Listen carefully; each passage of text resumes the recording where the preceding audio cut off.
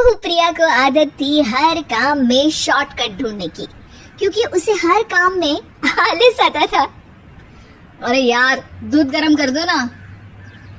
अरे पेट में जाके तो दूध ठंडा ही हो जाना है ना, तो ठंडा ही पी लो ना।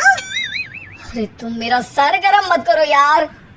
अच्छा है, सर गर्म हो जाए तो सर पे दूध रख लेना, वो भी गर्म हो जाएगा। एक बात बताओ, तुम इतनी आलसी क्यों हो?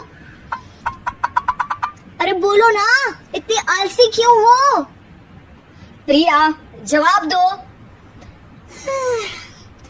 जवाब देने में आलस आ रहा है। पति वहाँ से उठ के बड़बड़ाते हुए खुद दूध गर्म करने चला जाता है और प्रिया अपनी आंखें बंद करके सोफे पर लेट जाती है। प्रिया की इस आदत का घर वाले सबको पता तो था ही, अब तो बाहर वाले भी उसको आलसी बोलने लगे थे। अरे बहू सुन ना, एक गुड न्यूज है। क्या माँ जी, आप सब कुछ मेरे नाम करने वाली हैं क्या? अरे बस तेरा दिमाग पैसों में ही लगा रहता है। माँ जी, आपको तो पता है कि मैं गांधी जी की कितनी बड़ी फैन हूँ, और गांधी जी तो नोट पे ही मिलते हैं ना, इसलिए पैसों के अलावा कहीं दिमाग ही नहीं रहता। वैसे गुड न्यूज क्या है? अरे गुड न्यूज ये है कि मेरी कुछ सहेलियां आने वाली है। हैं? ये भी कोई गुड न्यूज है क्या? जब भी आपकी सहेलियां आती हैं, मेरे किसी न किसी काम में खोट निकाल के जाती हैं। हमेशा कोई कमी दिखी जाती है उनको मेरे काम में, और मुझे आलसी बोलते हैं वो लोग। अरे तो ऐसा समझ कि आज तेरे पास मौका है उनकी नजरों में अच्छा इम्प्रेशन जमाने का। कैसे कैसे? उनके लिए खाने की इतनी स्वादिष्ट चीजें बना कि वे उंगलियां चाटती रह जाए। माँ जी, ये तो आप मुझे नया काम पकड़ा रही हो। अरे मेरी सहेलियों से तारीफ पानी है कि नहीं? हाँ, पानी तो है। तो बस जाओ, बन जाओ बावर्ची, लगाओ तड़का, कल शाम को आएंगी वो। अगले दिन सास सुबह से घर के बाहर अपनी सहेलियों के पास चली जाती है, और शाम को सब प्रिया के हाथ का खाना खाने घर आते हैं। आज देखते हैं कि प्रिया बनाती क्या है।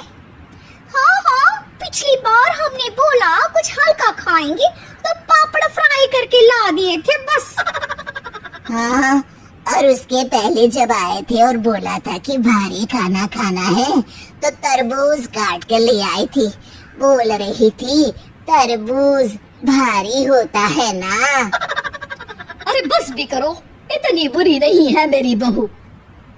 तभी बहू वहाँ खाना लेकर आती है। पनीर कोफ्ता, भिंडी मसाला, शाही मसाला, दाल, डबल तड़का, लच्छा पराठा, मिस्सी रोटी। अरे बस बस बहू, इतना सारा खाना। अरे अभी तो और भी है, फ्राइड राइस भी है अभी तो आपके लिए, और हाँ, अरे सूप लाना तो भूल ही गई मैं। अरे लगता है पिछले बार की कमी आज पूरी कर ही देगी बहू। हाँ, आप खाइए तो। हाँ, खाएंगे तो सही, इतना खाना बना तो दिया है, अब देखना भी तो पड़ेगा ना कि बना कैसा है। हाँ, लगा ले भोग खुद को। खाना चखते ही तीनों सहेलियां प्रिया की वाहवाही करने लगती है। अरे शानदार, जबरदस्त, जिंदाबाद, मजे आ गए प्रिया। प्रिया की सास भी कमाल है, बहू को क्या जायकेदार खाना बनाना सिखाया है। अरे मान गए भाई, इतना अच्छा खाना तो हम में से किसी की बहू नहीं बनाती, और हम भी नहीं बनाते, झूठ क्यों बोले। अरे बस करो, खाने पे ध्यान दो, बोलती ही रहोगी तो खाओगी कब।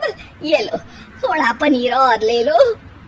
सास भी सहेलियों के साथ खाना खाने लगती है, पर बहू के साथ अपनी भी तारीफ सुनकर सास मन ही मन फूली नहीं समा रही थी। प्रिया ने बड़ी खुशी से सबको खाना परोसा, और सबने झट से खाना खत्म भी कर दिया। राधे राधे, मजा आ गया। और थक गई खाना खाते खाते, अब बस बिस्तर लग जाए मेरा। अब तो जब भी मेरे घर मेहमान आएंगे प्रिया को ले जाया करूंगी खाना बनाने के लिए, मेहमान भी खुश हो जाएंगे। सास खुश है कि प्रिया की इमेज अपनी सहेलियों के सामने काफी सुधर गई है। प्रिया खाने के बर्तन समेटती है। इतने में तीनों सहेलियां हाथ धोने किचन में चली जाती है। तभी एक सहेली देखती है कि किचन स्टैंड पर कागज पड़ा हुआ है। वो सोचती है कि कागज को डस्टबिन में डाल दे। जैसे ही वो उसे उठाती है तो देखती ही रह जाती है। दरअसल वो एक बिल है जिसमें वो सारी चीजें लिखी है जो उन्होंने अभी अभी खाई है। वो चुपचाप बिल उठाकर बाहर आ जाती है और उसके पीछे बाकी दो सहेलियां भी आती है। प्रिया, खाना अच्छा बनाया था, सच कहूँ तो बहुत अच्छा बनाया था। थैंक यू, बहुत अच्छा लगा सुन के। हाँ, पर जिसने बनाया वो इतनी तारीफ सुनता तो उसे और भी अच्छा लगता। क्या मतलब? ये बिल देखो, तुम्हारी बहू ने ऑनलाइन ऑर्डर किया था खाना। अरे तारीफ तो आज की ही है ना? हाँ, आज की ही है। प्रिया, ये सब सही है क्या? प्रिया अपना सर झुका लेती है। सास सब समझ जाती है कि बहू की चोरी पकड़ी गई है। इतना भी आलस अच्छा नहीं है प्रिया। अरे बता ही देती कि बाहर का खाना है, मैं बाहर का खाना खाती नहीं हूँ। तीनों सहेलियां वहाँ से जा रही होती है कि तभी उनमें से एक मुड़कर कहती है, अब ये तो बताओ कि खाने की रेटिंग बहू को दे या डिलीवर करने वाले को। प्रिया समझ जाती है कि शॉर्टकट लेने की वजह से उसके साथ सास को भी ये बेइज्जती झेलनी पड़ी और वो कसम खाती है कि अब से शॉर्टकट से नहीं, मेहनत से काम करेगी।